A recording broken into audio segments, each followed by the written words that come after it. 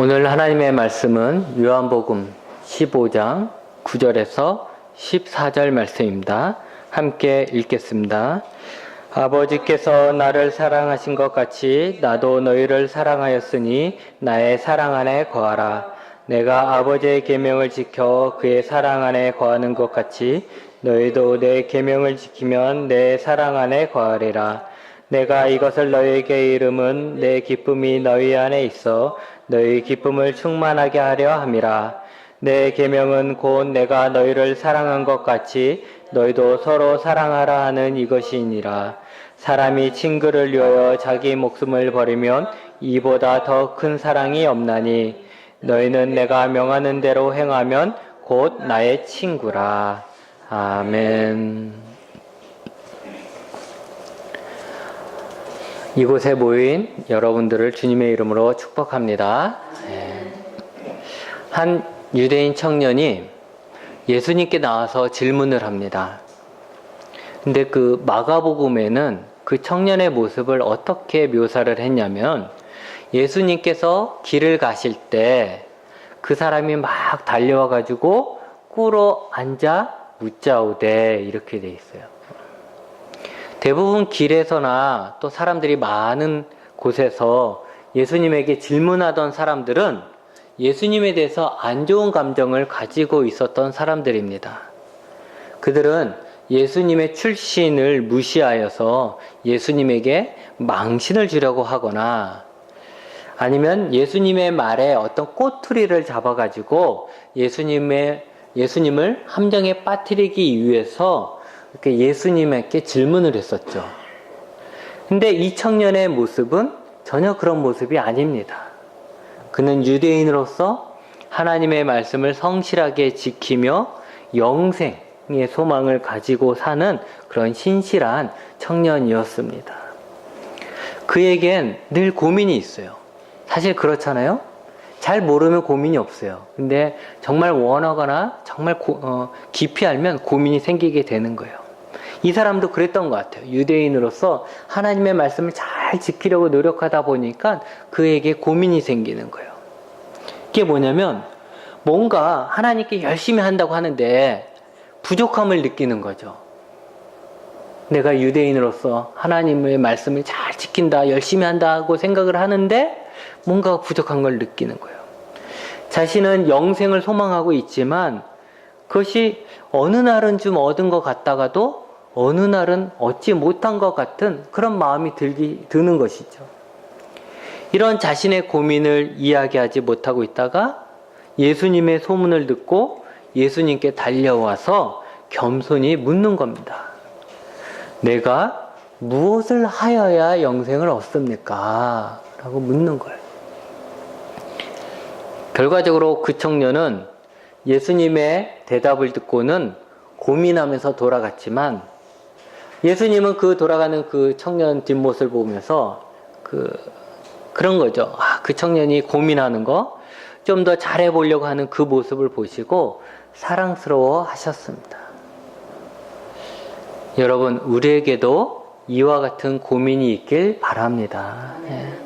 그냥 교회 다니면서 예수님을 믿는다라고만 하지 말고 그냥 예수님을 믿으니까 구원 받았겠지 뭐 이렇게 앵무새처럼 그냥 말하지만 말고 예수님을 믿기는 하는데 어떻게 하면 더 잘 믿을 수 있을까?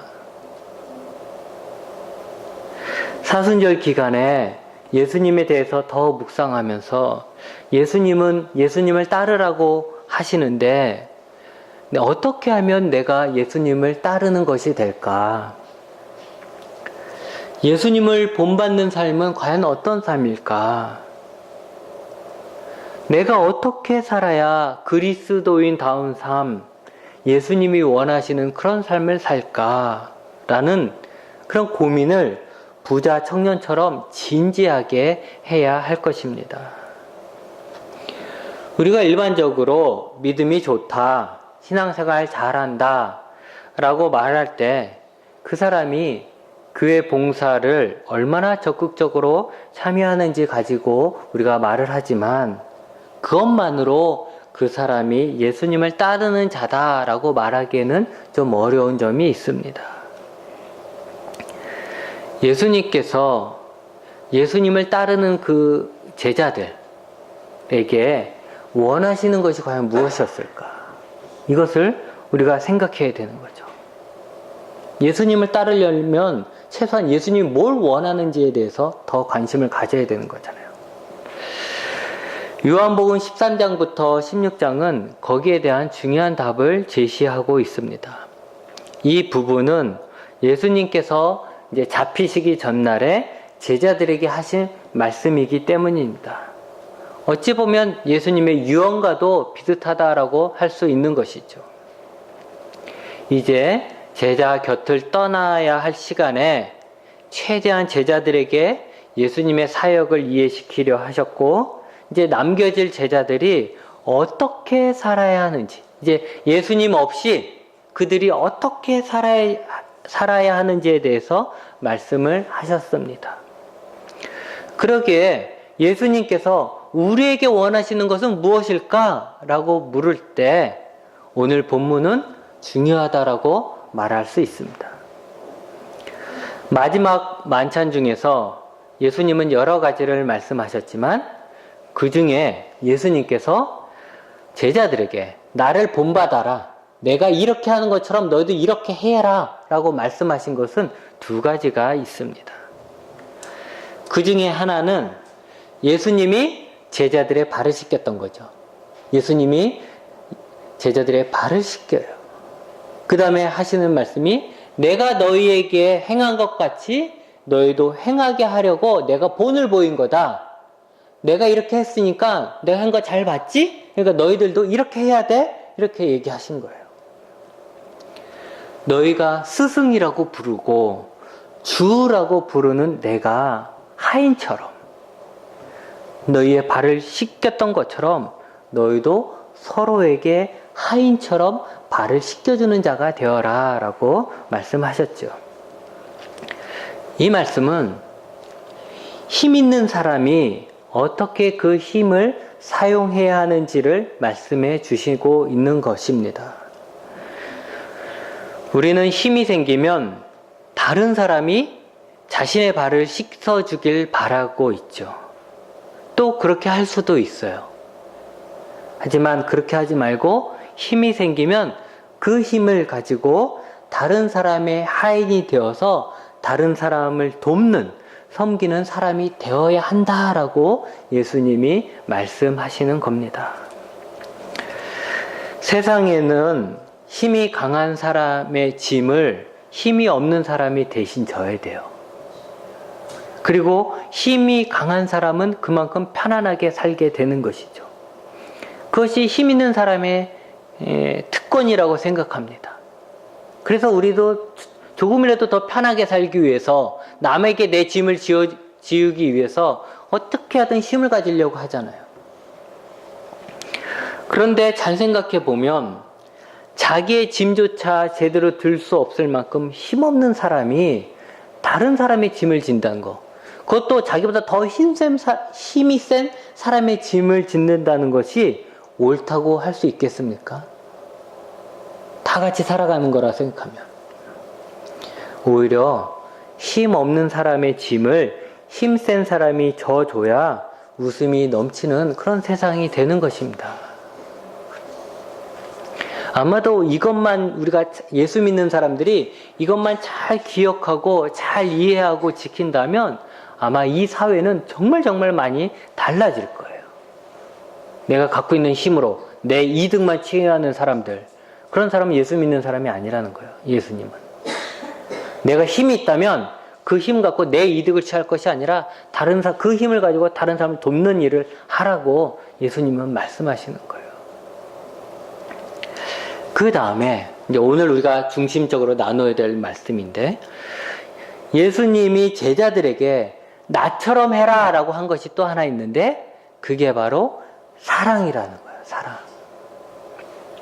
더 정확하게 말하면 사랑으로 예수님 안에 거하라 라고 말씀을 하셨습니다.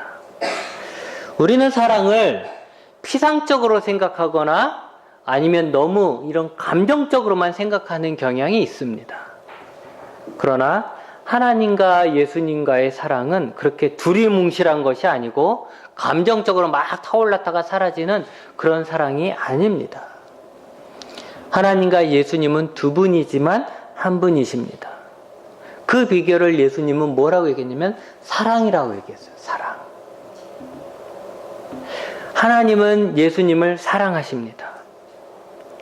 예수님은 한 번도 하나님이 성부 하나님이 예수님을 사랑한다는 것에 대해서 의심한 적이 없습니다. 심지어 그 쓴 잔을 내게서 옮겨달라고 땀이 핏방울이 될 정도로 기도했지만 하나님의 뜻이 바뀌지 않았잖아요. 그러나 그랬음에도 불구하고 예수님은 여전히 하나님이 예수님을 사랑한다고 믿고 있었고 그 사랑을 느끼고 있었습니다. 예수님이 평상시에 병자들을 고치거나 길을 가거나 누구랑 이야기를 하거나 기정을 행하시거나 아니면 주무실 때도 언제든지 예수님과 하나님은 사랑으로 하나가 되어 있었습니다. 예수님의 제자인 빌립이 이렇게 얘기하죠. 하나님을 보여달라. 예수님에게 그러는 거예요. 하나님을 나도 보여달라라고 했어요.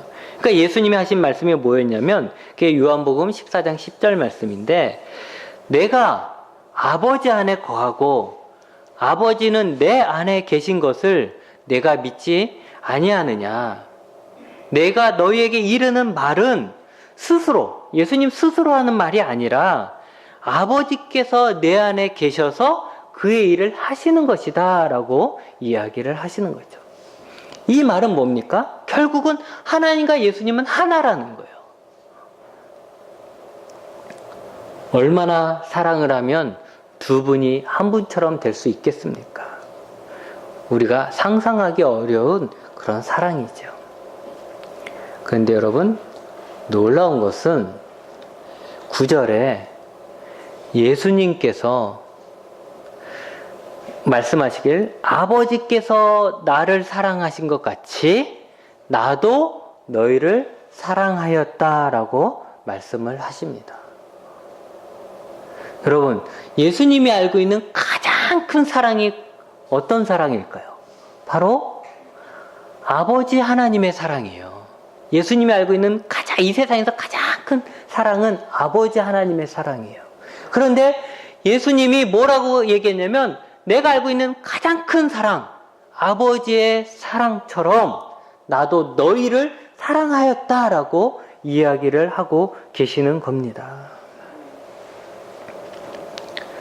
그러면서 그 사랑을 증명하신 것이 뭐냐면 우리를 살리기 위해 십자가에서 죽으신 것이죠. 예수님은 이렇게 말씀하셨죠.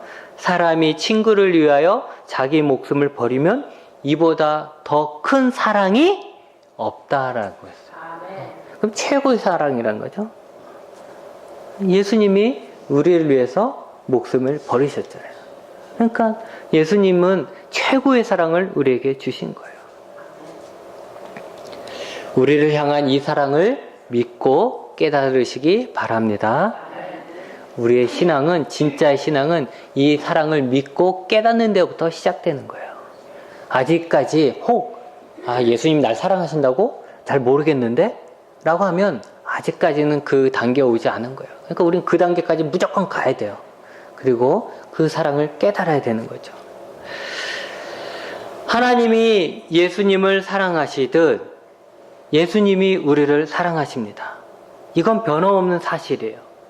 우리의 태도에 따라서 이 사랑이 변하는 게 아니에요. 이 관계는 변하는 게 아니에요. 그냥 우리가 뭘 하든 간에 하나님의 사랑은 크신 거예요. 우리를 향한 하나님의 사랑은 큰 거예요. 그러면 이제부터 아까 처음에 얘기한 것처럼 내가 무엇을 해야 됩니까? 내가 예수님을 본받기 위해서 어떻게 해야 됩니까? 라고 얘기했을 때 이제부터 우리가 해야 될 것은 뭐냐면 예수님은 하나님이 예수님을 사랑하셨듯이 예수님도 하나님을 사랑하셨다라는 거예요. 예수님이 하나님의 사랑 안에서 계속해서 거할 수 있었던 그 비결이 뭐냐? 어떻게 하면 예수님은 그 순간에, 매 순간에 하나님의 사랑 안에 거할 수 있었을까? 그게 바로 예수님 또한 하나님을 사랑하셨던 거예요. 그렇게 서로 사랑함으로써 하나님과 예수님은 서로에게 함께하는 그런 관계가 되었던 것이죠. 그러면서 예수님은 하나님을 사랑하셔서 뭐 했다고 그랬죠? 하나님의 말씀을 다 지켰다라고 했어요. 하나님의 계명을 내가 다 지켰다. 그렇게 하나님의 말씀을 지킴으로써 예수님은 하나님에 대한 사랑을 표현하셨던 거고, 그렇게 함으로써 하나님과 지속적인 그 사랑 관계 속에 거할 수가 있었던 것이죠. 여러분, 사랑은 추상적인 것이 아니에요. 특히 성경에서 얘기하는 사랑은 추상적인 게 아니에요. 사랑은 눈에 보이는 거예요. 예수님이 하나님에 대한 사랑을 어떻게 보였느냐? 하나님의 말씀을 다 지키는 것을 보면서 그 사랑을 볼 수가 있었던 것이죠. 여러분, 우리는 사랑에 대해서 너무 오해를 하는 거예요. 우리가 하나님을 사랑하면 또 하나님이 우리를 사랑하시기 때문에 우리가 잘못해도 된다라고 생각하는 사람이 있어요. 우리가 하나님이 나를 사랑하니까 내가 무슨 짓을 해도, 내가 어떤 잘못을 해도 하나님 다 용서해 주겠지. 다 나의 상태를 다 이해해 주시겠지. 이렇게만 생각한다는 거예요. 그래서 우리는 아무렇게나 살아가도 된다고 생각해요. 하나님은 날 사랑하시는데, 하나님 날 다 이해해 주실 텐데, 하나님 날 다 용서해 주실 텐데, 그렇다고 해서 하나님 날 버리겠어? 이런 생각에 그냥 내 마음대로 살아가는 거예요. 그러면서 구원받았다라고 생각하고 살아가는 거죠. 근데 여러분, 그것은 사랑이 아닙니다. 사랑이 아니에요. 그런 태도는 어디에서 볼 수 있어요? 사기꾼들에게 볼 수 있는 거예요. 자신을 사랑하는 사람의 마음을 이용해 먹어서 자신의 이득을 취하는 그런 사기꾼들이 이용해 먹는 거죠.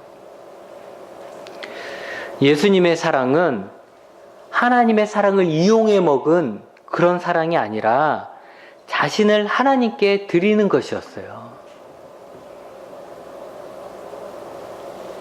예수님은 죽기까지 하나님께 순종하셨습니다.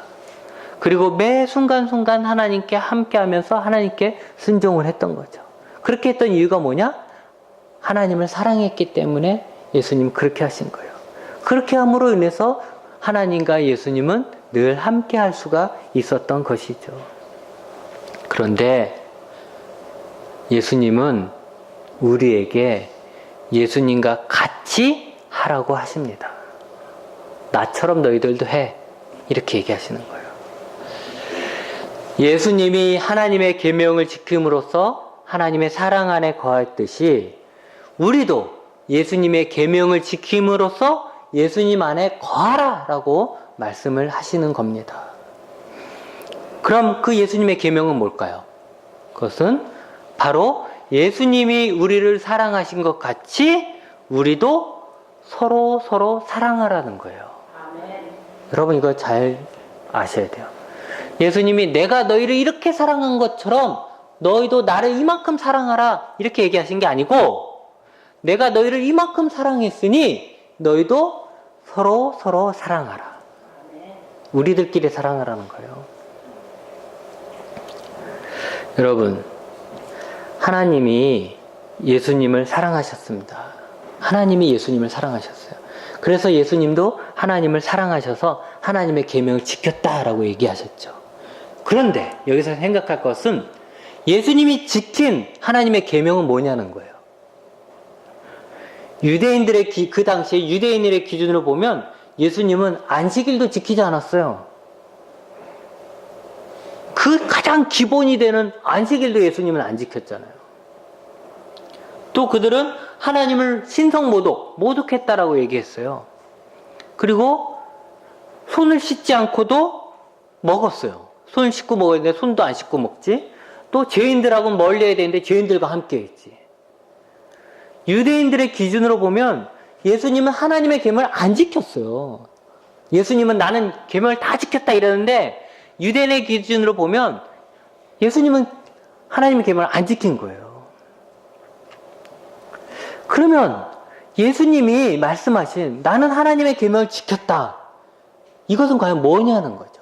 뭘 지켰다는 걸까요? 그것은 바로 사랑입니다. 사랑.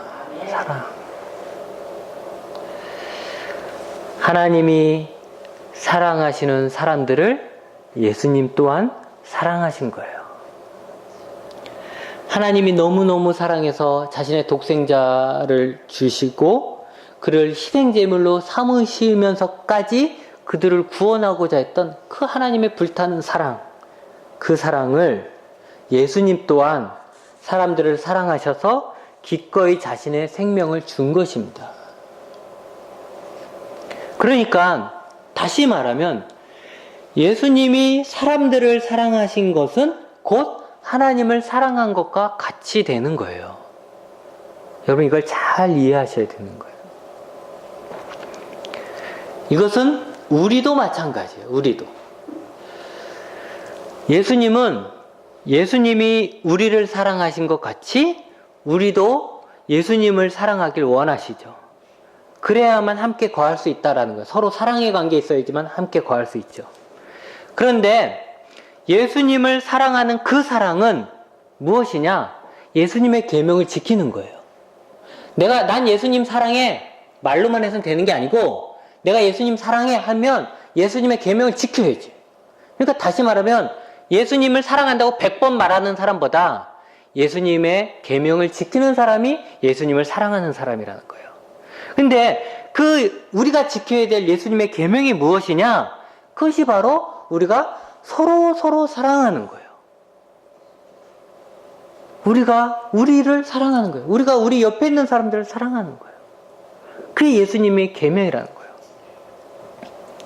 다시 말하면 우리가 서로 우리 옆에 있는 사람들을 사랑하는 것이 우리가 예수님을 사랑한다는 증거가 된다라는 거예요. 여러분, 그동안 우리는 예수님을 사랑하는 것하고 또 사람을 사랑하는 것을 나눠서 생각했습니다. 나눠서. 그래서 내 가족, 같은 교회 식구들, 같은 동네 사람들을 사랑하지 않아도 심지어 그들을 미워해도 나는 예수님을 사랑한다라고 말을 했어요. 왜냐면 이건 서로 분리된 거기 때문에. 예수님 사랑하는 건 예수님 사랑하는 거고 내가 싫어하는 건 다른 사람을 미워하는 건 미워하는 거고 이건 서로 다르다 생각했어요. 그래서 예수님을 사랑하지만 내 이웃은 사랑하지 않았습니다 라고 우리는 얘기한단 말이죠. 근데 오늘 말씀해 보면 그게 아니라는 거예요. 전혀 그게 아니라는 거예요. 내 이웃을 사랑하지 못하면 결국 예수님을 사랑하지 않는 거예요. 왜냐? 예수님의 계명을 지키는 자만이 예수님을 사랑하는 사람인데 예수님의 계명을 안 지켰으니까.